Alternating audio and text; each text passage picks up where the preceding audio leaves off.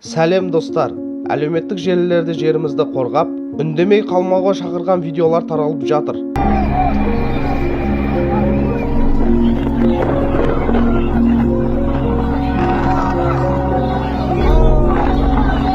Ұлттық қауіпсіздік комитеті осы бойынша мәлімдеме жасады. 2021 жылғы 17 сәуірде жекелеген электрондық ақпараттық ресурстарда Атырау облысында өтіп жатқан акциялар туралы видео тарала бастады.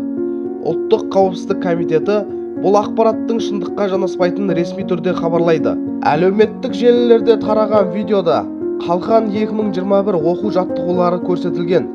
Осыған байланысты Ұлттық қауіпсіздік комитетінің баспасөз қызметі отандық бақ редакцияларынан мұндай материалдарды қайта жариялағанда немесе оған сілтеме жасаған кезде Ұлттық қауіпсіздік комитетіне жүгініп, ақпаратты растауды немесе түсініктеме алуын сұрайды. Сондай-ақ Ұлттық қауіпсіздік комитеті жалған ақпарат таратпауға шақырады, делінген ведомствоның хабарламасында.